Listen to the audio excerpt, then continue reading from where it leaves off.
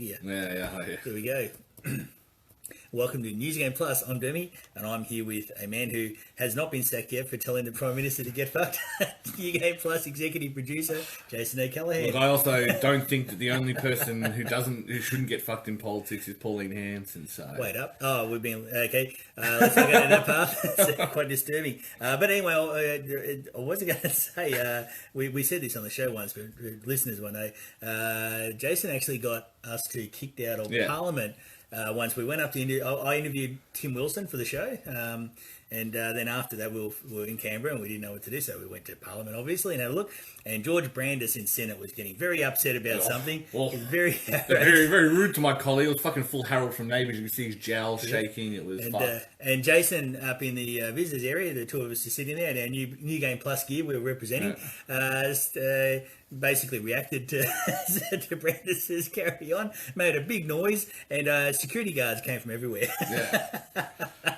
So, and they said to not do that, and we said we won't do it again. Don't mind my giant bear friend here. And then 30 seconds later, Jason did it again. So we had to go. We had to go at that point. So Jason has actually got us kicked out of Parliament. For heckling. Don't trust the Irish. It's fine. To be fair though, Scott Ludlam did wave up. It's the best man. One of the best men to enter Parliament since probably Gough Whitlam. Who's this? Sorry, Scott Ludlam recognised us in the stands and waved. So he did, which was I thought was good considering all the. I won't say that. That's a story for another day. But I've been public about that on Facebook. What I think of that, but Luds is a good man. Anyway, so where are we? Let's do some video game news. It would be good. So what have we got? Okay. I'll get out of the way early. You know it's coming. So last Thursday. I went and saw Sonic the Hedgehog, the movie, and I've calmed down now. So just because I went to see it on Saturday. No, I went to, and then everyone bailed, and I was like, and you didn't see it. Not the kind of movie I want to see by myself. So I'm going on the weekend this weekend. You can. You just claim to be a furry. So anyway. Yeah, if you're in a Sonic movie, you're a fucking furry. Let's be real. I took the wife and kids, and now I will say this, right? The Sonic movie is what it is, right? So people are trying to compare it to it made this much, and Birds of Prey made some. They're different movies for different people. One's a family. It's like comparing beer to chocolate milk, right? Yeah. Different audiences. They're both. They could both be fine in their different way. You just might not be in the mood for chocolate. And the Sonic movie is genuinely funny at times. Yeah. There's a conspiracy theory guy there, Carl the conspiracy theorist, who believes that Sonic's real, and he's drawn a picture of him, and he holds up the picture he's drawn. It's a meme of Sonic, and it's just little things like that. It didn't take itself too seriously. It had a lot of throwback to Hop, which had the same actor in it. And the same sort of setup.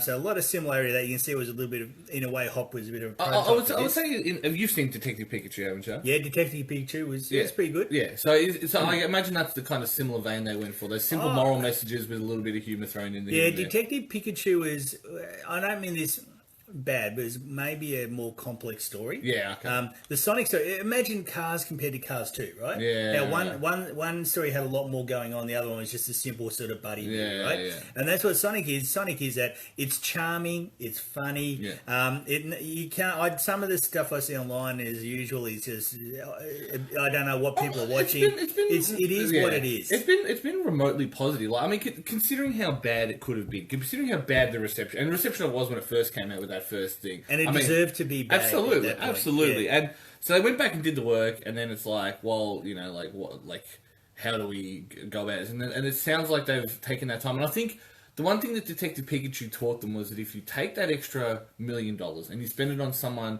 doing a little bit more research on the actual properties and the culture surrounding a particular thing. You can make your money back, and I guess that's always the thing. So it sounds like someone actually checked out the memes, checked out all that. The people behind it actually took half a glance at the internet to go, okay, that could work in a joke, and read it in there. So well, the fans will reward you, and this is what Hollywood studios have got in the habit of in the last few years, like fighting with the fans. Like, don't fight with the fans; you want their money. So make them happy. Now you can complain all day about toxic fandom and that, and some of that's like in response to antagonistic marketing. And Ghostbusters is the best example. That Interview was pretty bad. Interview was the first one. Interview was garbage. But they were trying to appeal to the people writing the media stories, not to the fans, right? Correct. And they're trying to manufacture a narrative or an outrage. And it's too easy. It is. It's like the old sex sells, right? And they've all fallen into that. But they don't do sex sells now. They do controversy sells, outrage sells, right? It'll get the clicks and shares. Problem is, it doesn't make money. Yeah. And what Sonic did, and to their credit, they went back and they said, well, this is really going to be a disaster if we go down the path with this weird ass Sonic. Let's make him charming and funny, and as a Sonic, should we have the attitude kind of from the Sonic the Hedgehog Twitter feed? And take that. And so what they ended up, and they had some bits like he took a turtle for a run because the turtle was slow, and put the turtle down. The turtle's like, and little things like that. They just made a fun movie. There was inoffensive, enjoyable. See, it should have been this one where he like blows past it. And then it nearly hits him, and he goes, "Whoa!" I won't explain the whole thing because I don't want too many spoilers. There is wonderful in credits bit that I know Campbell was really excited about. But look, it is what it is. It's a great movie. It is fun to watch. Cool. Really enjoyed it, and not just because I'm a Sonic fan. I went in worried because they could have been lazy. Yeah. And to me, it's a bit like when Peter Jackson did Lord of the Rings trilogy. And when he did that trilogy, let's not talk about The Hobbit, they could have been lazy and still made money, right? So but they didn't. They made something that even now you watch and you go, wow, this is still a pretty well done story. Even if you disagree with what the changes to the story and stuff were, from a visual standpoint, from a pure kind of physicality masterpiece, it was brilliant. Now, I'm not saying Sonic's a masterpiece like that, but what I'm saying is the makers of Sonic could have been lazy. They could have just pumped out any old crap. Yeah. Like has it would have made enough. It would have made enough. It would have made a bit of money, and then they would have gone, "Hey, people don't like video game movies." As it is, Sonic made $161 million US in its first weekend. It's the biggest I can't imagine video it cost game. that much to make. So No, it wouldn't have been the biggest video game movie of all time, mind you. That's not the only competition is Detective Pikachu. I was going to say Pikachu. It has outperformed Detective Pikachu, but then Pikachu might have set the standard there, and the public was more ready. And that's the other thing as well. I think in a world of Detective Pikachu, if nothing else, it set that bar of we have to actually try now. Do you know what I mean? Like if we want that return on investment, if we really want to make the big bucks, we have to do that. Do you know and they did, and so it was just, for me, it was great. There are clearly going to be more Sonic movies. Let's just say that. That's not a spoiler, but watch the end credits. It's very Marvel Cinematic Universe way about it. But I really enjoyed the Shadow movie. I'd kill for that. I'll tell you, but it's not Shadow. I just want the big the Cat movie. That's well, look, they've got a lot to work with. Right? And if they're not obnoxious like the people that make Star Wars or the people who made Ghostbusters, then they'll do well. And they weren't. They actually made a fun movie. Like I said, Hop's sort of the prototype. Because I don't know if you've seen Hop. I said that with my kids when they were younger. This is like if you did a version 2 of that and did a whole heap of things better. Added Sonic, added the Sonic attitude, the Sonic jokes. Look, I recommend it. You can't score it, out of 10 because a 10 out of 10 for Sonic doesn't equal a 10 out of 10 for let's say Harley Quinn, which is the movie that I want to see at the moment. They're not the same thing. You really want to see Harley Quinn? Yeah, my daughter's pretty keen, so I take her. But it is a really good movie, and we're seeing it's worth, if you plonk down a few dollars on a Wednesday for 2 hours, you can have fun. Yeah, just go cheap on You won't regret it. Yeah. You will not regret watching it. Fair enough. So there you go. There's my little Sonic the Hedgehog movie review. Nice. Without I've calmed down after the week. Like I said, I was so nervous going in. What anything you've seen or played recently? So I've just been playing on Game Pass again, as per usual. You're a cheapskate. I am. But no, I've got a thing coming up, a bit of a discussion about Cyberpunk games. So I've been playing a bunch of Cyberpunk games. So I've been playing Red String Club, which is really cool. I've been playing Neo Cab, which is keep going. I've been playing Ruiner. I've been playing a bunch of stuff. Yes. What game's that? I'll keep going. But no, it was just more a case of like games released in the last year that aren't Cyberpunk, because Cyberpunk got pushed back. So it's just, cool. I was going to mention Cyberpunk in something later. Yeah, well, there you go. Maybe I should save that for a segue. Then. Well, I'm actually looking forward to the Cyberpunk game. Yeah, so pretty. I mean, it's City Project. They've got a good enough rep. So look, they're on fire at the moment. They're the new Naughty Dog. They're the ones that can't do any wrong. The Naughty Dog's hopeless. That's true. Yeah. Okay. All right. Well, let's go into the news. Now, okay, first up, there's going to be Overwatch and Diablo anime-style cartoons. I did hear that. Anime-style cartoons, they're all cartoons. Simpsons is an anime as far as I'm concerned, they're all cartoons. Yeah. So, well, I mean, anime is literally just Japanese word for animation because they stole it from the English, so it's the first two syllables. It's like why instead of saying PC, they say Parsicon because it's personal computer. It's always annoyed me with Japanese. It's like instead of saying PC, which they actually have the letters for, they say Parsicon. That was like Jared McLeod said once on Facebook. He said, in Japan, anime is just called TV. Yeah. So, lucky bastards. But yeah, so Overwatch and Diablo, which I think will be interesting. Now, you know there's still a Skylanders animated series on Netflix? I think it's in third or fourth season. Really? Yeah. I've never even heard of it. Did you know that Skylanders is still a game? No. I'm 100% serious because I'm on a mailing list for stuff from back when we used to play Skylanders when they came with little plastic DLC, right? Yeah. And so I got the thing about an announcement of a new Skylanders game coming. I thought, oh, cool. I thought nobody's mentioned it and it hadn't come up on any... It's a mobile game? Yeah, it's a phone game. So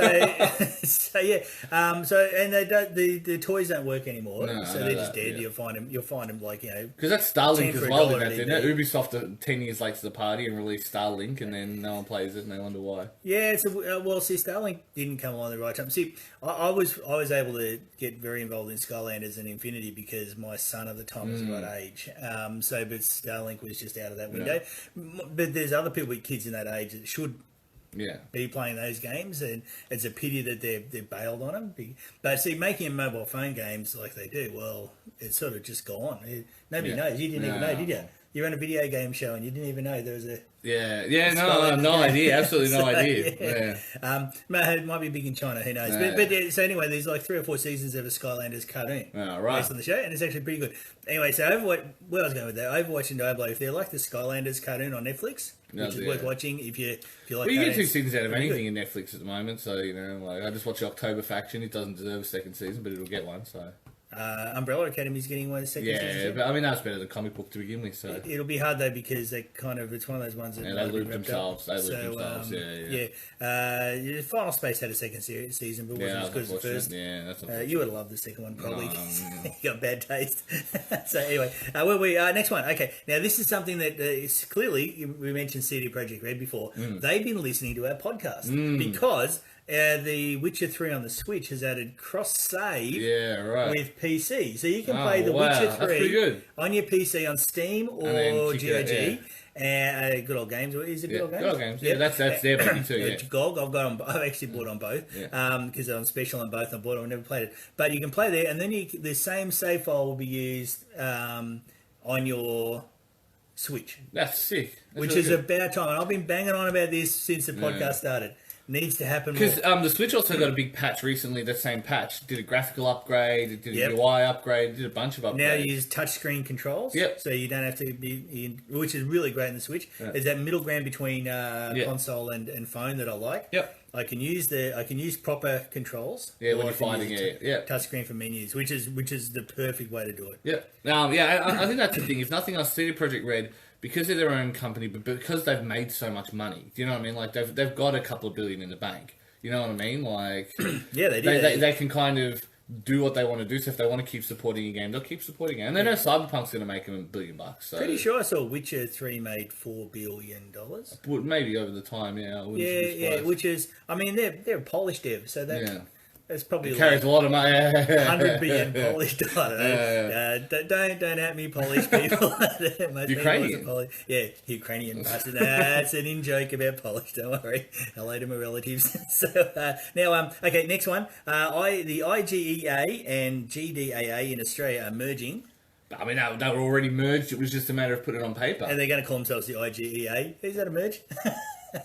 Is it a bit like when Hawthorn and Melbourne were going to merge? They're going to use the Melbourne jumper? I remember. So, you remember when Hawthorn was a chance of not only getting relegated but absorbed? Yeah, since then we won like 6 flags or something. So the IGEA and the GD... I can't remember the IGA, Game Developers Association Australia. Which IGA again? Was it? Interactive Games and Entertainment Australia. They're merging and they're both becoming the IGEA, which is an interesting merge. So there you go. That's a bit of news industry-wise. I don't know what the ramifications are. I don't think there will be. But so pretty much if they've been operating pretty much the same for a while. Then there you go. Yeah. Now, next item. Now, the guy who I've often called the Trump of video games, Tim Sweeney. I was saying, is it Tim Sweeney? Yeah. Okay. Yep. Now, I don't care what I think of somebody. I will give them credit if credit's due. And Tim Sweeney did say, he talked about in a keynote thing recently about removing politics from games, and it's not what you think, because he didn't say to take them all out. He basically talked about it as a separate church and state. People can have their own views, and they shouldn't be punished or hurt for those views. He made a comment saying that in America now you got people choosing which chicken restaurant they go to based on who they vote for. Yeah, but Chick-fil-A is not just a voting thing. Chick-fil-A, what he's getting at is we're getting too involved in that. And he said games will still be political, and he actually said that if they're going to, when they make games, he talked about, I can't remember, a famous old story, it slips my mind, said if they remake the game, they should seek to come from the heart of creatives and not from marketing departments seeking to capitalize on division. Yeah, but I thought that was a good. But that counteracts his initial thing. Like, is he pretending that? Like,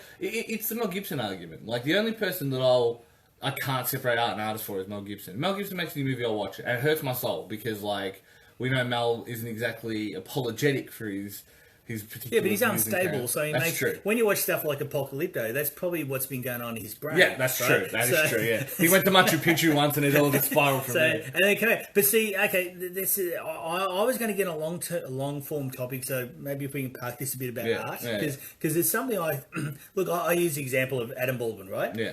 Now Adam Baldwin is Jane Cobb and as Casey in Chuck, right? Yeah. Played the FBI agent who was like all gung-ho, loved Reagan and that. He was basically him, right? Yeah. He just turned up and... It's like it's 8 Mile where Marshall Mathers shows up and plays Eminem, Yeah, I reckon they were too scared to send him home. Yeah. He turned up with his guns and his Ronald Reagan photos, so they just filmed him, right? Yeah. But it made great, like, drama, right? It made great TV or whatever show, right? So if you took away the fact that he's in real life that person, do you get the same performance? Now, with Mel Gibson, if you took away the fact he is stark raving mad, would you get the Lethal Weapon performance? That's my argument. So that's what I'm saying. Is like I'll judge it usually on those merits, but at the same time, I mean, it comes down to what the conversation is. If it's because lots of devs, and you know this, are libertarian. They're hardcore libertarian. I want the government out of my thing because they value their work over thing. And then when they get offshore to the Indians, they wonder, how did this happen? You know what I mean? Yeah, look, I'd say as a programmer who came through the 90s with the offshoring craze, and then so what happened effectively, I believe, is a backlash to the profiteering that went on during Y2K.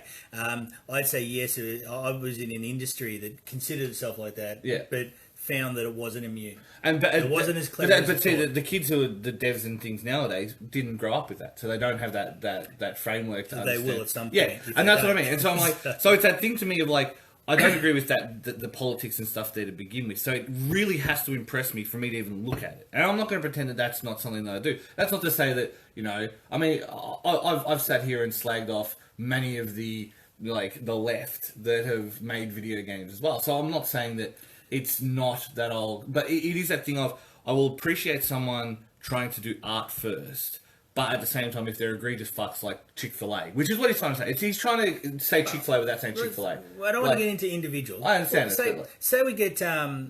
we'll probably cross this again later, but say you take Bioshock Infinite, right? Yeah. Now, Bioshock Infinite was an incredibly political game. Yeah. In all the messages, many messages.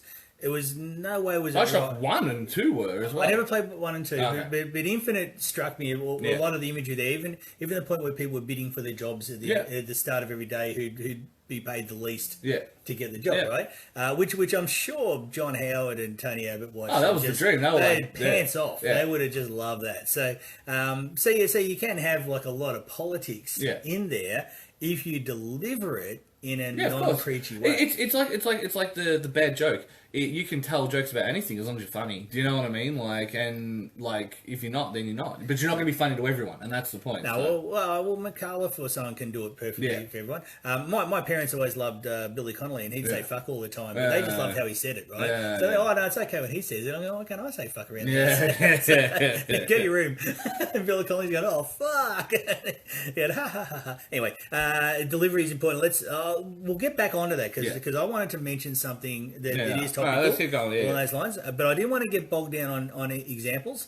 Anyway, next one, we'll go on to the Switch, the Bioshock collection, Catherine, which is one of your Catherine Full Body, so the new one, and XCOM 2 collection, which I assume is just the expansion, are all coming to the Switch. Because XCOM 2's on iPad now, so like It makes perfect sense on the Switch. Yeah. Although on the iPad it is hard to play. Yeah. Well, no, it's not that bad, is it? Really? No, I don't like touch controls. But I think the kind of games that can do touch controls are strategies, because you can just move it where you want it to go. Catherine caused a bit of controversy in this environment. Not now. I think all of the the deliberate misinterpretation of what was said in Japanese is long gone. But yeah, I don't know. It's a good question. There's always a lot of deliberate misinterpretation goes on.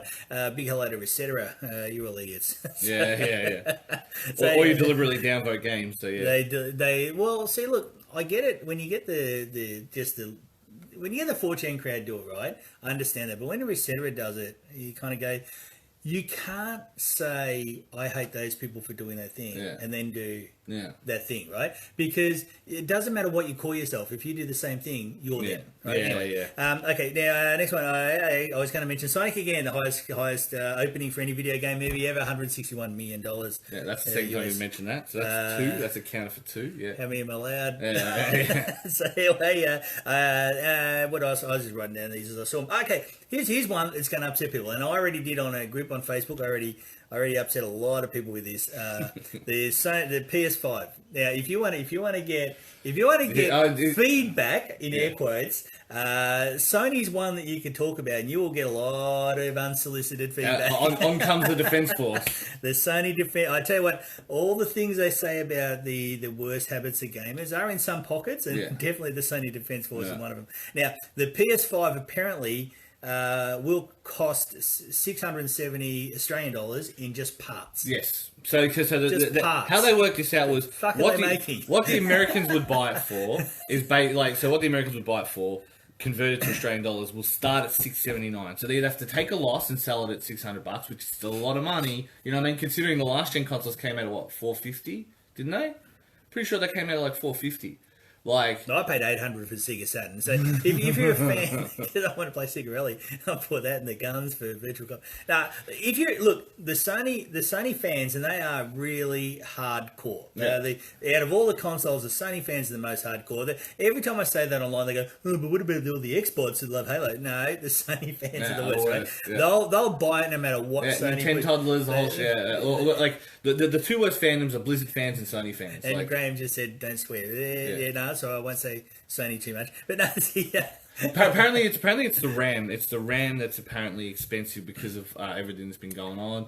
With Wuhan closed down. It's going to get even more expensive. With Hubei closed down. Well, Switch is feeling the pinch, let alone fucking... Well, China's closed down. Yeah. Nobody wants to say it, but have you seen the pollution maps of China? Yeah. So basically, 1 month ago, China, they show an aerial satellite shot of the pollution in China. Massive. Only a few days ago, there was like almost no pollution coming out of China. They have shut everything down. They haven't told us everything about that, but let's go on. But so, okay, now the PS5 will cost $670 parts. Now we've both of us have been of the opinion for a while that Sony's on its last legs as far as gaming goes. Yeah, well, they're making some very bad decisions. I'm not convinced it'll be the end of them, but I'm convinced it will. Yeah. Look, see this thing. I tried to get some numbers, and the more I looked, the more interpretation there were of the numbers. Look, basically. Sony still made 2018 was the last hard numbers I get. They made $78 billion as a company, right? Their second biggest area is insurance, as you've said many times. Their largest area is the PlayStation. The PlayStation only makes profit about $700 million. Yeah, which isn't much in the grand scheme of profit. No, it's not. It's a bit under $700 million out of $78 billion turnover, right? So the PlayStation area now people go, oh, but they also sold $20 billion in what do you call it? licensing, digital licensing, and that. But the point is, now you compare that to Nintendo. Now I had a number of Nintendo at the same time. I crossed it out because I may be wrong on this. Happy people are correct, but Nintendo was making a profit of $1.6 billion on $9.7 billion of revenue, and that was back when the Switch only sold 15 million. Yeah. Now it's sold 55 million, even more, right? And that was before. Now, at that point in time, when I got those numbers, the PlayStation was being cost reduced. Yeah. They had a lot of all the hardware being reworked, so they had everything in place, right? Yeah. Nintendo was doing better, and they were just it's on first revision too. Yeah. No cost reduction yet. Hadn't even hit the big time. 15 million. 15 million is still down with Sega Saturn numbers, right? So at that point, it was before they'd overtaken the Wii U. Yeah, so now it's 55 and it's just flying. So look, come on, and that's 55 in just under 2 years. That is insane. You compare Nintendo and Sony. Now, yes, Sony as a company makes $78 billion, or made $78 billion in 2018. They did well. PlayStation as a brand only made $700 million profit. It's very small. The rest of the company now just can't prop up selling at a loss like it used to. Yeah. Because the TV area and the hi-fi area just know what they Whereas Microsoft actually can. You know what I mean? If anything, Microsoft's gone from strength to strength. So they can, because Microsoft now has Sony's still an entertainment company except for the insurance. Yeah. But Microsoft have their cloud stuff. Microsoft's an ecosystem now. Yeah. So they have a lot of avenues to draw on that they can effectively. Well, it goes back to that quote last week. Phil Spencer views Amazon and Google as his competition and not. Yeah. Yeah, and so anyway, look. So the Sony PS5 will cost 670 Australian dollars just in parts. You add up all the other costs, they're going to have to sell at a massive loss if they want to keep it. $700 to even just come close to breaking even. And look, it's and that's it. It'd be interesting to see what they do have the PS5 comes in at. I think we are seeing now that we're seeing the Saturn and the Dreamcast stage for Sony. I'm just going to put it out there, and I know everyone's going to do laugh, cry, react emojis and that, and I'm going to give a feedback. But $760 in parts. For God's sake, there's no way a Switch costs that much. Nintendo makes Switch is just a reformed NVIDIA Shield. It cost them like $130. It cost them nothing. It's these old days of selling console at a loss. I'd be surprised if Microsoft is selling their stuff at much of a loss. I don't think they are anymore. I think the Xbox One S will be basically it would be cost. It would be basically dead even, I reckon. It's PC hardware, and it's not even powerful PC hardware. And Xbox One X is reasonably powerful PC hardware, but I guarantee you'd find some high-end like Dell XPS or whatever that would keep up with it. Do you know what I mean? So well, keep an eye on the. PlayStation 5 pricing. We could see a reversal of the early days of Microsoft, of the Xbox One and PS4. Okay, now next one, Overwatch 2. I don't know what Blizzard are doing. The Overwatch 2 has a story campaign. Have you heard this? I've heard, yes, right, okay. Okay, it has a story campaign that you can't play single player. Yes, it has to be multiplayer. So all their events have done the same thing. So it'd be like, cool, here's the story of Reinhardt and Torbjorn and Mercy and someone else. Can't remember who the third one was. And this is them fighting... Bastion. Fighting the robot invasion that we allude to throughout the thing. And that's how they found it to be interesting. So I can see what they're doing as far as doing like a co-op story. But it's not really co-op though, is it? Do you know what I mean? Like, no, if it's Halo, I'll put up with it. But Overwatch 2... Now, look, to me, that what if you're trying to play and you just can't get anyone that's any good, and you're trying to get through the story like mode? on hard or something, So, if there's an achievement for hard mode, and you're on, and the other players, and you play online, and I don't know why, but it's like people who are driving cars. 90% of them just can't. Right? What's an indicator? But 50% of people, 80% of people, I think, believe they're above average drivers. Now, online gaming is the same. Most people who play online are actually really... They don't know what they're doing. So imagine trying to get through a story mode and trying to get an achievement or something. It's really annoying. It's going to be like, it's not the doom and gloom, but at the same time, it seems a silly exclusion. I see what they're trying to do. There's a purity and vision to it, but at the same time, it's like, go fuck yourself. They don't want to program AI. What it is they don't want to program AI. Plants vs. Zombies can do it. Yes, and Plants vs. Zombies is great, and everyone should play Neighbourville. Yeah, It's fucking sick. So. Yeah, it is, and in fact, Luke is picking up and choosing. Oh, yeah. He was in our Discord asking, so yeah. Yeah, no, he asked me. I don't get into Discord because Discord's. I read in the newspaper is for Nazis. Yeah. So, we got Pepe memes in there. So yeah, basically it's that, and then social Jason. Yeah, it's that, and then instructions on how to push people on a train. So like, that's how it works, isn't it? Well, wholesome content.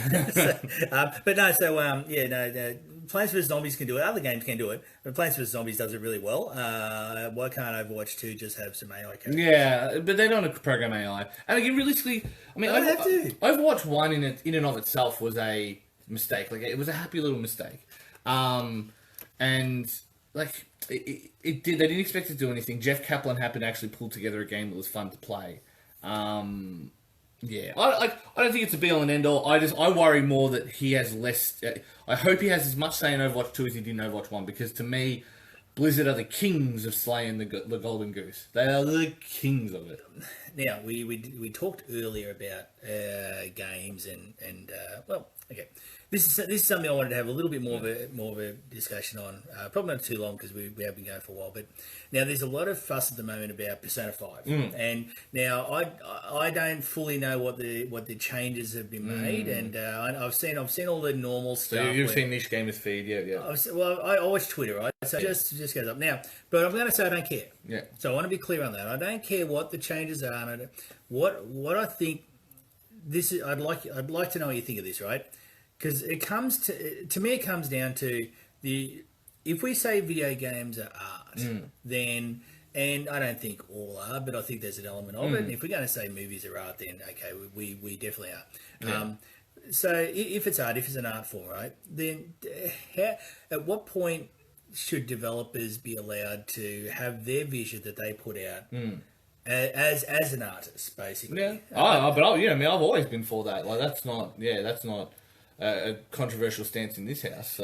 So when there are changes for American sensibilities, and it does appear this is, again, I'm not too worried about details, but it does happen, or when it's done through localization. Now localization, I mean, surely localization could just be running through Google Translate. So this is the argument about localization. This is where I'll take you on it. Is that I would argue every book that's ever been translated, when it gets put into a different language by a different author, it is inherently a new piece of art. It is not the same anymore.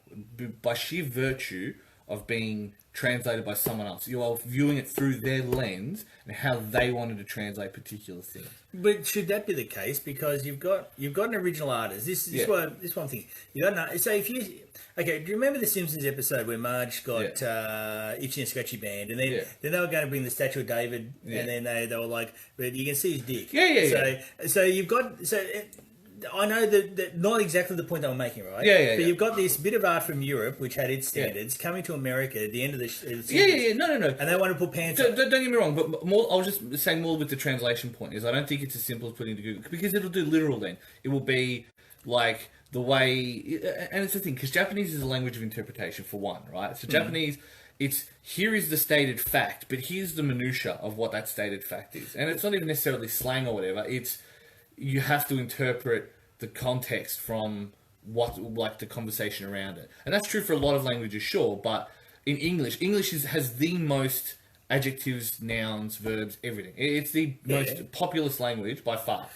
Well, I get if you're going to take an Australian game to the American market, the localizers would have to take out all the Aussie references and the word cunt. Yeah.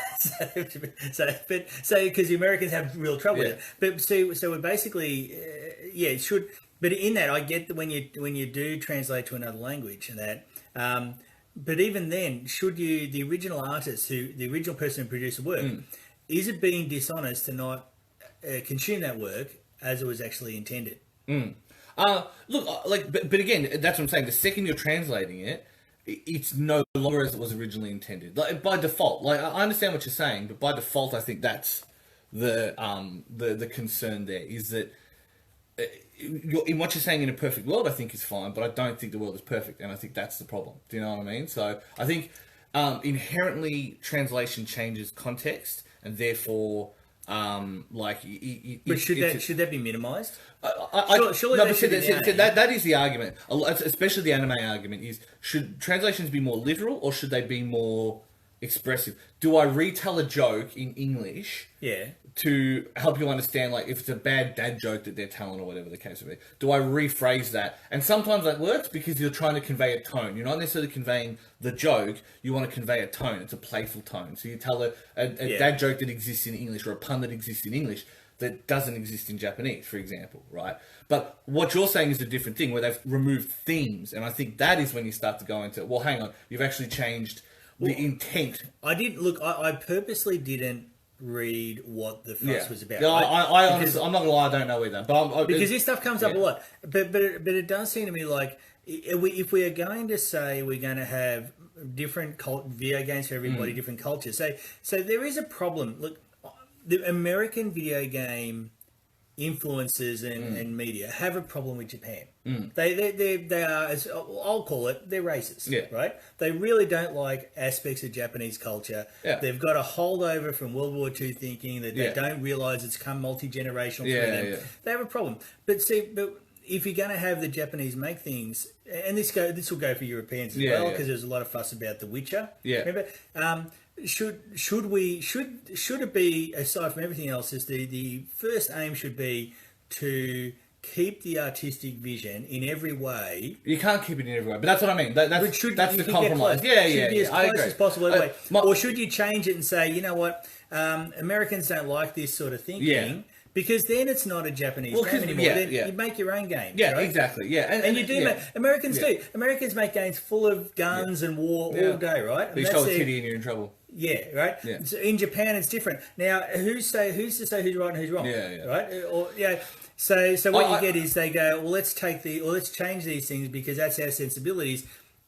I get what you're saying. It's not art. That's why I think it's different. I think if you're changing intent, then you need to be clear on that. But I think a lot of translation, like you read a lot of books that have problematic elements, even like modern ones of Huckleberry Finn, like they won't let you read Huckleberry Finn. It's like, yes, but you understand that, like, old mate, what's his name? Mark Twain was like the least racist person in that era of time. He was like one of the most progressive people at that time. But he Huckleberry Finn and was a character. Do you know what I mean? Like, it was specifically a character. And so that character said the N-word. You know what I mean? Like, it was just... That's how it was. That's how it was. And so it was that thing of you can't remove that context. The Song of the South. Looney Tunes, for all its faults, will at least say, we're showing you this cartoon.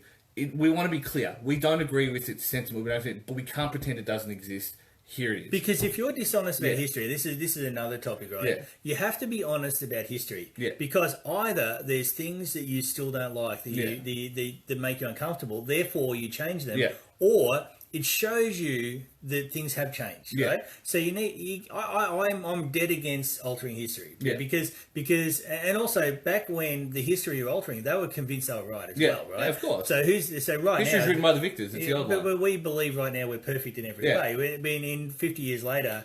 People are going to be going, Jesus, look how they treated these things, right? And that's happening all the time. For us, it'll be refugees, 100%.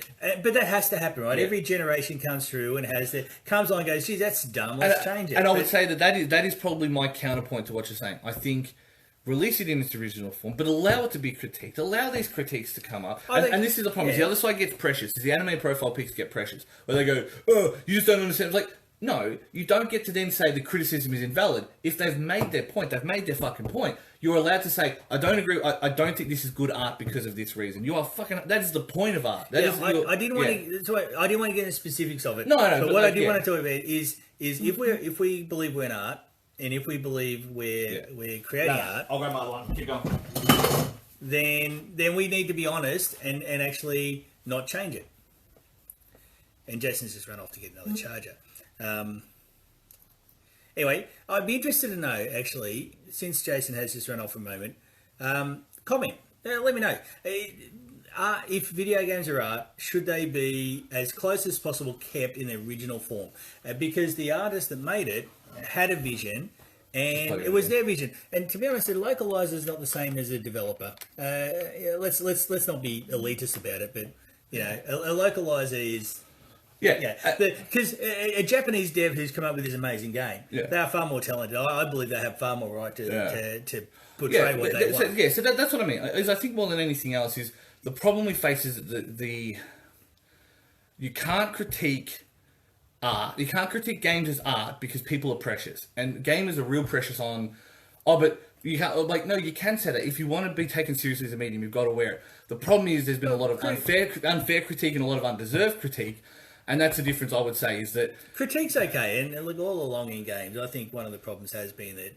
But see, I think games have this history of people feel that any critique is... Yeah, a personal attack. Is an attack, right? Yeah, because we're a little bit like we've been abused all this time. That's the gamers, you know, the gamer's identity joke, and I fucking hate it. Like, someone shared a stupid meme the other day from RMI TV, and I was ready to fucking lose my mind.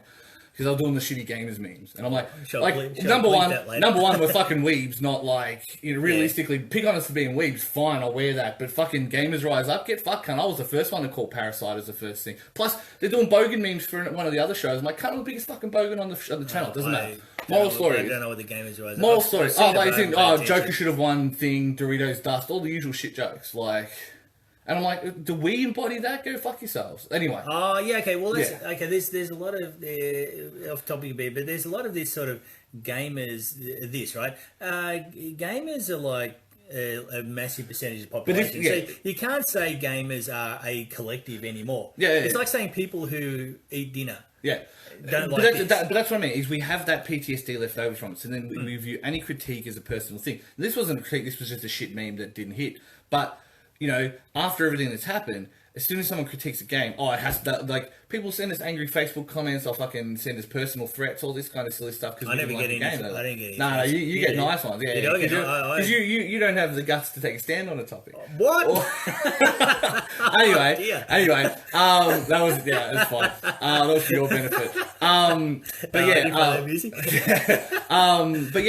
So that's what I throw these hand grenades in. I expect lots of shit. I never get it. That's what I'm saying. I think we need to be grown up enough to recognise that games as an art form the critique needs to evolve with it, and I think that was the problem. Was it got dragged too far too quickly. It was like, here's all these things that are wrong. It was like, okay, like you say, like it's a thing of it became an attack on the gamer persona, and whether you agree with that or not, like it is still a hard part. It's going to have a reaction. It's the same when someone says, we want to do a study into video game violence. Like, it's different from when, like, Trump turns around and says, gamers are like, games cause violence, right? That's a dumb statement and everything. But even when someone will say, here is a study that shows that there is an increase in activity in some part of the brain during thing. And, of course, the media runs with that of games can make you violent, and then the games can't make you violent. It's like, well, no, if it's art, it can evoke anything. Do you know what I mean? Like, and you know what? It should. Yeah, absolutely. Yeah, absolutely. If it's art, and art is always supposed to be a bit provocative. Yeah, you can't be scared of it, and that's what I'm saying. When it's tactless and it lacks any kind of anything, you just call it out for what it is. Like, it's a piece of shit. Like, you just say it, and you just be ready to back your opinion. And I think that's what we don't have anymore. Yeah, I think there is history there, but I think there's also a lot of. Like, not many of the arguments are in good faith. Yes, agreed. And that's true on both sides. Let's not not to be a both sides guy, but like I'm not jumping on either one. No. I hear. Since 2014, almost every argument has been in bad faith. That's exactly, and that's my thing. That's what's always annoyed me is people say, "Oh, but that's it's not a bad faith take." Here's my 6 reasons why, and then people don't like that because I'm like, "Well, here's the reasons why I think that." And I'm not changing the goalpost. I'm just stating inside of the conversation we're having. Here's this. And then everyone uses every bad arguing technique to try and take you away from it. Oh, but what about... we're not talking about other things. It's part of online stuff. Correct. Arguing's become a game, not to win. Yeah, not something where you a senate of ideas. Put something out and you say, oh, that's interesting, and I didn't realise that. Or and nobody does anymore. No, but people are like, it's a win, and then you have to like duck and weave a bit, and use all the tactics to try and win. And I've taken part in that online, and that can be fun, but it's not honest. But it's so my thing was, look, I saw the thing about Persona 5 censorship. I looked at the headlines. I went. I see it happened a lot, and then I see the Twitter feed, all these things out in my tweet deck. But I just thought, look. We're arguing this over and over again. I think we're doing the wrong argument. It should be treated as art, and I think it needs to be. We should say as much as possible. My personal view: if an artist is talented enough, or group of artists talented enough to make a video game. Because even indie games Yeah, are way more work than people realize, right? They're talented enough to do it. They're allowed to express whatever. Now, when it goes to the marketplace, it could fail or succeed, right? And that's whatever. If it fails, then they've put their vision out there, and it was a bad one. And I think some people get upset. I don't think that's necessarily true. I don't think financial success or like. No, I'm not saying. I know what you mean, but yeah. But it will or won't, right? So they take their risk. Yeah. So the artist does it, and they may lose some money. That is the problem with our art form, and I think a lot of art forms have it as well. But ours is particularly obvious, where financial considerations come into it from day dot. Do you know what I mean? Like, all Renaissance art was made by rich people. All TV was made to sell ads. All that is true, but I think more than anything else, like cinema was probably the one that avoided that for the longest time. Funnily enough, still made by rich people. Yeah, especially now. Yeah, but like it's more community TV. Like that was why cinema always got like the thing, because at the start it definitely was, and then it had its in the 30s when it consolidated, and then it got broken up, and then as much as you want to hate George Lucas and co. They did bring on that next wave of cinema, and now, and because they thought that they were like very anti-colorization of films, anti that kind of stuff in a big way. Well, Lucas was originally very much against modifying films. He used to do talks about it, and then he did. Yeah, well, that's because I watched that South Park episode the other day where Spielberg, it was like they're changing all of it to walkie-talkies, and they're redoing Raiders of the Lost Ark.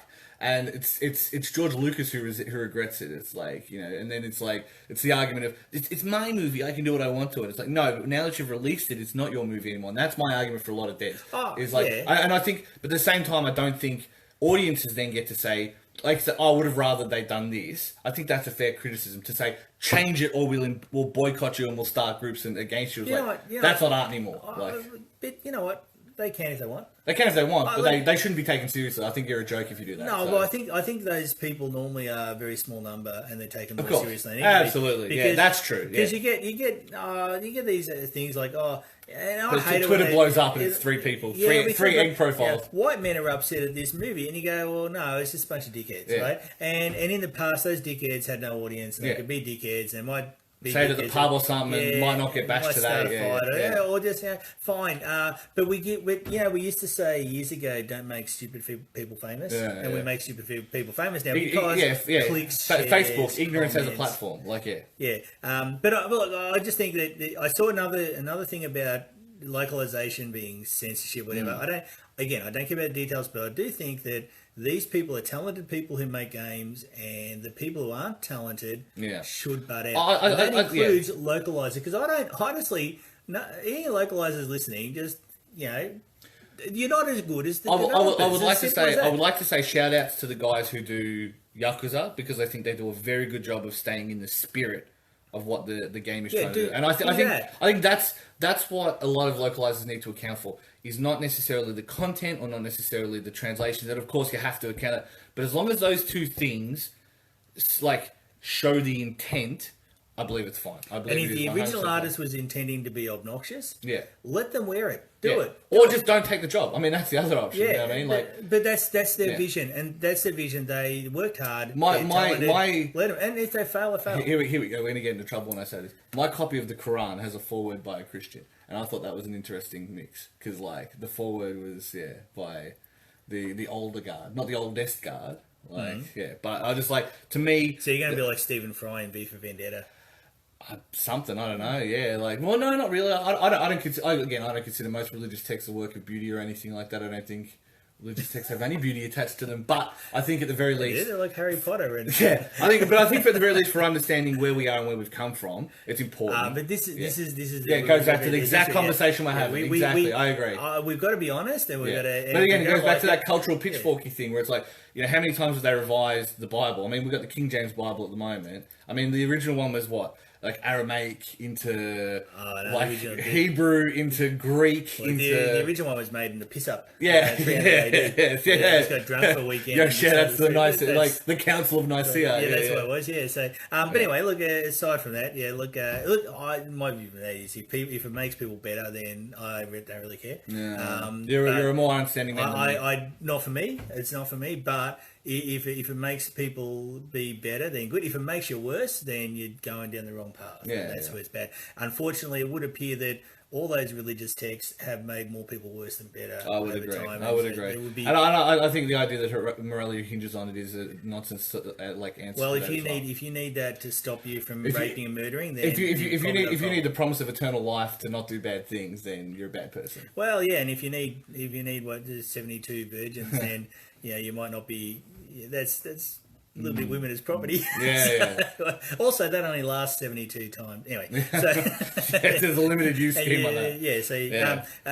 that's every time. Yeah, we're gonna get in trouble if we keep making that joke. Yeah. Okay, cool. We're going to get bombed. Yeah. So anyway, all right. Now that's probably it. We've gone way over time. This is going to be a very long podcast. So anything you'd like to add after all that? No, not much. Don't forget to check out all of our stuff. I've got some cool Japanese stuff I want to try on camera for our next filming. Our next thing is going to be a bit of a push for some of our new Japanese content, which I'm going to try and get going for Madfest in Sydney. So there's a bit of a spoiler. So, And we were talking Japan and Yes. travel as in TRAVEL Yes. newgameplus.tv. Go there. and register your interest. Make register. sure you jump on the email. Register your interest. Because Japan is a pretty, if you like video games even a little bit, Japan is and now's the time to place go because no one's there. So. Oh, yeah. Yeah, yeah. I just had friends come back, and they were like, they've been to it plenty of times, and they were like, Kyoto, Osaka, all those like places that are normally full to the brim, can't move left or right, empty. Yeah, well, there'll be cheap flights around, I reckon. There are at the moment. Yeah. There was already cheap flights because of Cathay Pacific in Hong Kong, and now there's even cheaper Interesting. flights. Gonna be money to spare. Mike after all. But just maybe don't take a cruise. So, Or maybe set up a quarantine on a ship that has recycled air. I mean, well, my come wife on, said guys. to me, if we ever go on a cruise, she wants a cabin that actually has like an outside A porthole, yeah. Yeah, so she could actually stick her head out the window. Yeah. So no, I think that's fair. It's a good way to look. All right, cool. Any events coming up soon? Madfest in Sydney is the 7th and 8th, but it's also the weekend of Phantom, so you have to kind of What's split. Phantom? Phantom is the Smash Melee and Smash Ultimate major in Sydney. Good fun for everyone. And then the only other main thing that I can think of after that is we'll have some more Rambats coming up. BAM's in May, and Brisbane Madfest is May as well. I saw the other day at one of the Rambats, the winner of the.